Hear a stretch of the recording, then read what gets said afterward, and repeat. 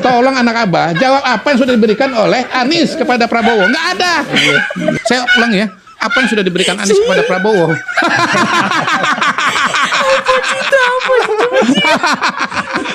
Anies itu cuma menerima saja dari Pak Prabowo, tidak pernah memberi. Diberikan dukungan untuk jadi calon gubernur, diberikan bantuan untuk jadi gubernur terpilih. Kalau ditimbang-timbang sebenarnya Kodari sama Anies ini lebih berharga Anies loh. Menurut saya lebih berprestasi Anies loh. Tapi dalam sebuah kesempatan, ini podcast dengan siapa saya tidak tahu, dia ngomong seperti lah Kodari ini kalau tidak menjilat Jokowi juga jadi apa? Jadi apa coba? Ini untuk warga Jakarta. Tadi kan Kodari membahas masalah Pilkada Jakarta. Oke ya, janji ya warga Jakarta, kita buktikan omongan si Kodari ini. Siapapun yang diusung Kodari ini, kita tenggelamkan bareng-bareng di Jakarta. Saya akan dukung Pak Anies. Oke? Takbir. Dalam pemerintah, setiap kali ada pertanyaan tentang pemerintah kan kita harus menjelaskan, bukan? Kalau sekarang ya menjelaskan juga tapi tanpa beban gitu. Nah, pertanyaannya bagaimana mengajak? Begini teman-teman sekalian. Kita jalan saja dengan rencana. Maryam punya rencana, kita semua punya rencana. Rencana kita untuk hidup lebih baik di tingkat individu, kalau diakumulasi, dia akan membuat bangsa kita lebih baik.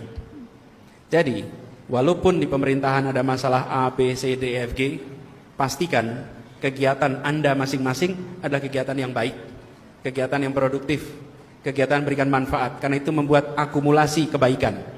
Jadi, pesan saya itu. Nah, nanti kalau ada pemilu lagi, pilih yang benar. Ya, untuk ini bukan pilpres aja, DPRD. Kan DPRD kabupaten, kota, DPR RI, pilkada, gubernur, wali kota, bupati. Manfaatkan kesempatan itu. Dan di sini indahnya demokrasi. Demokrasi itu membatasi lingkup wilayah kekuasaan, dibatasi. Dan dibatasi durasinya. 1 periode, maksimal 2 periode, itu dibatasi. Dan ini diikat dengan konstitusi, inilah demokrasi. Sehingga ketika rakyat salah pilih, ya 1 periode. Sesudah itu bisa dikoreksi, itulah indahnya demokrasi. Karena itulah penting bagi kita untuk rasional. Jadi buat Maryam, untuk masyarakat, Anda ajak kegiatan kebaikan. Tapi untuk pemerintahan, kalau Anda melihat di kabupaten, di kota, di provinsi tidak berjalan baik tingkat nasional, pastikan jangan dipilih lagi pada pemilu berikutnya. Ya. Dan itulah demokrasi. Tapi bila berjalan dengan baik, maka pilih pada pemilu berikutnya supaya demokrasi berjalan baik. Cuman akhir-akhir ini ada yang mau ikut demokrasi nggak boleh ikut. Nah, itu tanda-tanda matinya demokrasi. Ini karena di kampus saya tambahin ya. Tambahin. Apa tanda-tanda demokrasi? Satu, adanya oposisi. 2, adanya pembagian kekuasaan. 3, adanya kebebasan berbicara. Itu ciri demokrasi. Kalau oposisi ditiadakan, maka demokrasi melemah. Kalau legislatif, yudikatif jadi mengalami eksekutifisasi, nah itu demokrasi lemah. Bila kebebasan berbicara ditahan, maka demokrasi akan lemah.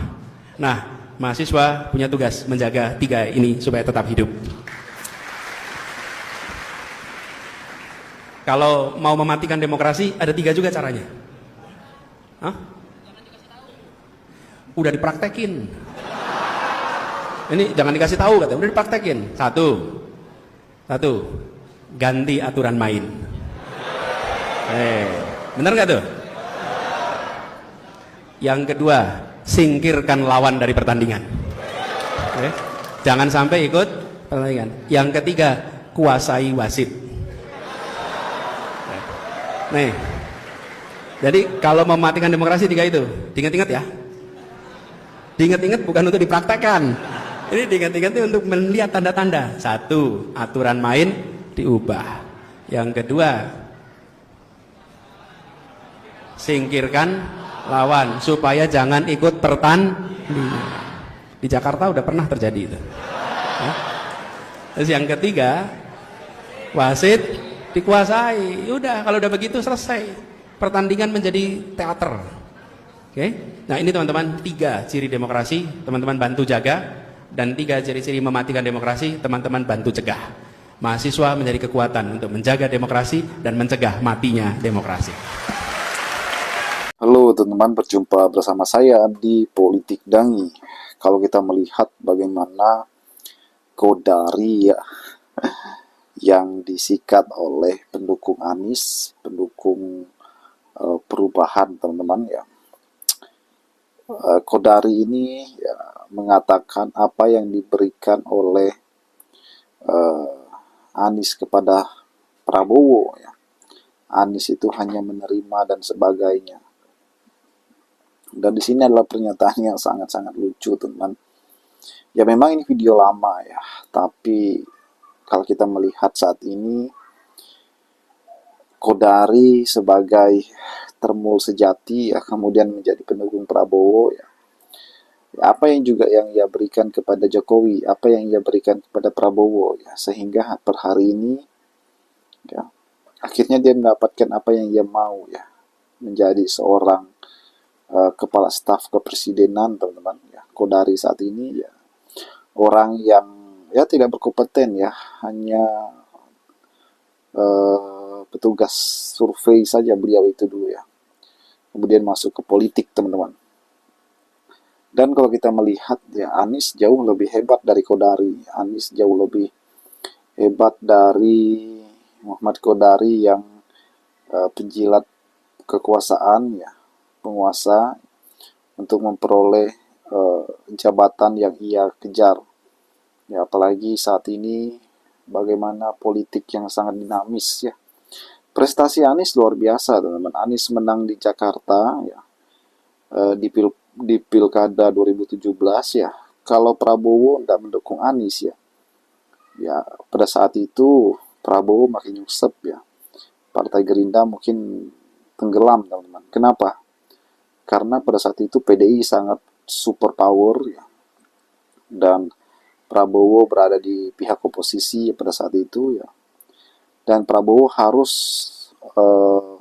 ada calon yang harus kuat yang bisa melawan PDI pada saat itu ya. Kemudian Anies lah orangnya ya kan. Kalau misalnya Prabowo ya mencalonkan kadernya sendiri misalnya pada saat itu ya pasti kalah dengan PDI ya. Nah, pada saat itu juga PDI sudah menang Pilpres, teman-teman, bahkan menang sebagai partai pemenang di pemilu ya kan. Ya mau apa gitu, tapi harusnya Prabowo atau pendukung Prabowo ya, termasuk Kodari, harusnya bersyukur. Itulah yang diberikan Anies gitu. Gerindra akhirnya menang di Jakarta ya kan, dan di sanalah titik balik Gerindra dikenal banyak orang. Bagaimana menurut kalian?